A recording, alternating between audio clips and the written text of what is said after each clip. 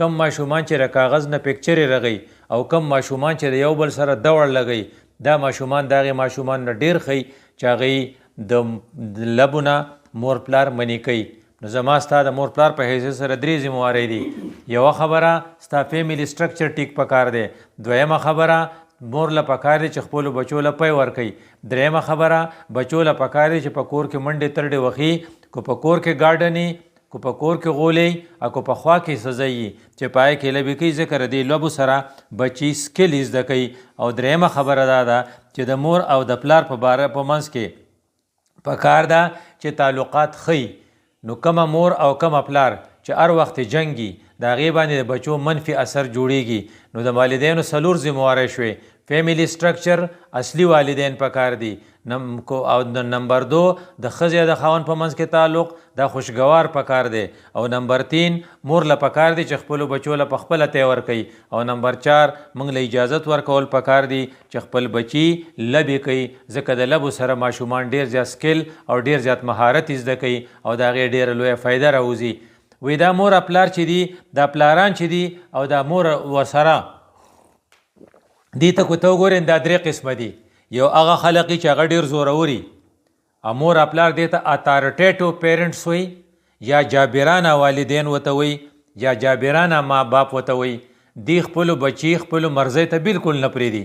وایي زه چې سوام هغه به کې که غږ دې وکړو نو ښه به نه نو دا سړی چې ایله غورانې کوي نو پلار ته لوړ تم وي او مور ته پڼه او یا سپلی تم وي. دا بچی ډپریسي. نو دا جابرانه پیرنټس چې دي د دې په بچو کې غټ نقصان دی چې دی په کور کې ډپرنس پاتې شي. دی په کور کې د خبرې د کولو نه دی خپله رای نشي ښکاره کولی. نو دا خلق چې کله بار ته وځي دا بچي نو دا بچي بار ورانې کوي. دا بچي خودغرضی دا بچي سیلفشي او دا بچي چې دی د نورو خلقو سره د دې سلوک بار ښه نه ځکه چې دی د په کور کې ډپرس پاتې شوي. نو د مور پلار یو ذمواري دا ده چې جابرانه پیرنټس چې دي هغه والدین چې هغې ډېره سختي کوي په کور کې د هغې نه ځان وباسي ځکه چې د دې سره د بچو په تربیت ښه اثر نه بلکې بد اثر پیدا کیږي. دویم نمبر والدین هغه دي چې هغې ته غافلانه پیرنټس وایي چې هغه د خپلو مور خپلو بچو نه مکمل غافلی. هغه ډو خبر نه چې زموږ بچي څه کوي. هغه خو یا کور ته نه راځي یا د شپې ته چربانګه پورې په حجره کې ناسي یا چې ملایا ته لاړ شي نو بیا واپس نه راځي یا په دوبۍ کې ډېره وخت تېروي او 11 ورځو راځي بیا منډه کوي او بچي دلته په خپله لویږي. دا بچي چې دي دا هم زیات خود غرضی. دا د نورو خلقو حق تلفي کوي. دا اکثر چرسیانی دا اکثر بدکاری ځکه چې مور پلار نه راځي دې ته غافل والدین وي. او دریم نمبر والدین هغه دي چې هغې ته مشفقانه والدین وي. مشفقانه والدین هغه دي چې هغه د خپلو بچو د قانون ښي حکمت ورته ښي په خبره پوه کوي د رحم معامله ورسره کوي. دا بچي په دغه کې په فیوچر کې یا په مستقبل کې بهترین بچي د دې نه جوړیږي. رسول الله صلی الله علیه وسلم په خپل کور کې د خپلو بچو سره مینه کړې وه. رسول الله صلی الله علیه وسلم چې خپل بچی ښکل کو او هغه سړی راغلی او د بار نه هغه زما 10 یا 11 بچي دي اما لا تر اوسه نه دي ښکل کړي. رسول الله صلی الله علیه وسلم جواب داو چې زه څه وکړم چې ستا د زړه نه خدای پاک رحم ایستلی دی.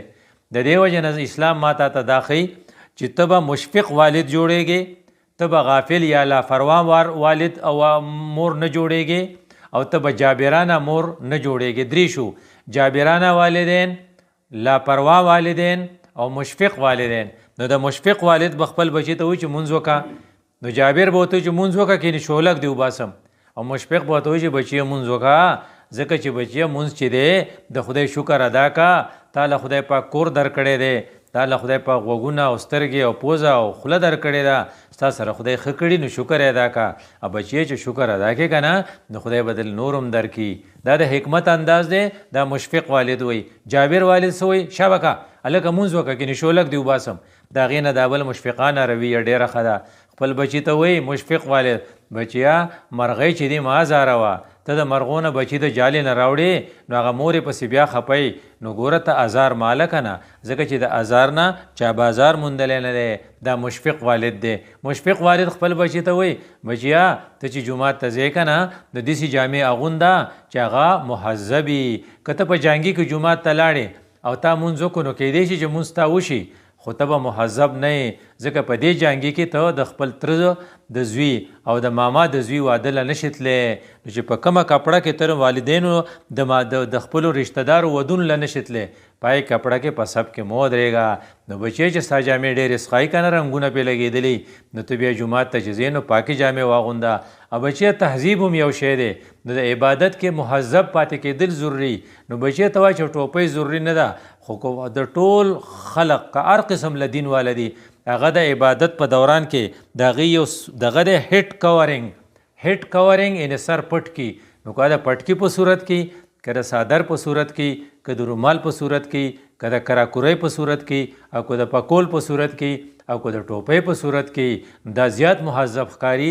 په ځای د دې چې هغه سړي نه چې هغه سرتور ولاړي خو بیا ستا ټوپۍ داسې پکار ده چې په هغې ټوپۍ کې که ته فرض که بازار ته وځې یا ته چا واده له لاړ شي نو خلق د پورې خان دي نه نو د جومات هغه سخا ټوپۍ د هغه میزرې هغه ټوپۍ چې ځای په ځای شلېدلې ده هغې په ځای نه ستا ښکلې ټوپۍ پکار ده نو دا مشفق والد خپلو بچو ته د زندګۍ طریقې ښیي صرف د قانون پابندي نه بلکې هغه ورته وایي چې دا کار دې وکړو نو انعام به درکم که دا کار دې ونه کړو نو بیا به دله سزا درکوم وایي ننني والدین چې دي سزا ورکولو کې سخیان دي خو په انعام ورکولو کې شومان دي نو موږ د والدینو 3 قسمونه وې نمبر 1 غافل والدین نمبر 2 جابر والدین او نمبر 3 مشفق والدین نو که والدین د خپلو بچو صحیح تربیت کول غواړي نو هغو له پکار دي چې خپلو بچو دپاره مشفقانه رویه اختیار کړي او ځکه چې رسول الله صلی الله علیه وسلم مشفقانه رویه اختیار کړې وه او الله تعالی بچو ته وینا کړې ده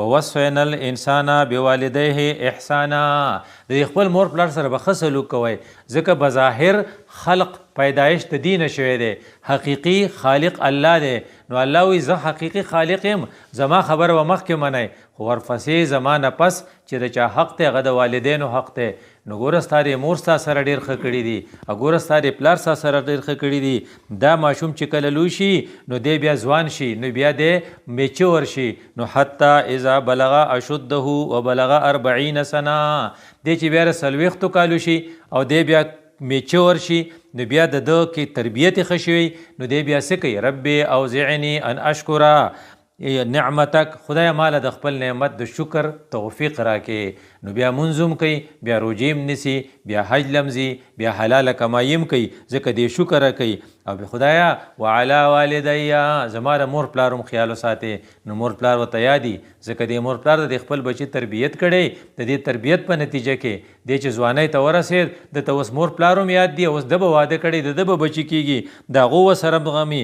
وی واصلح لي فی ذریتي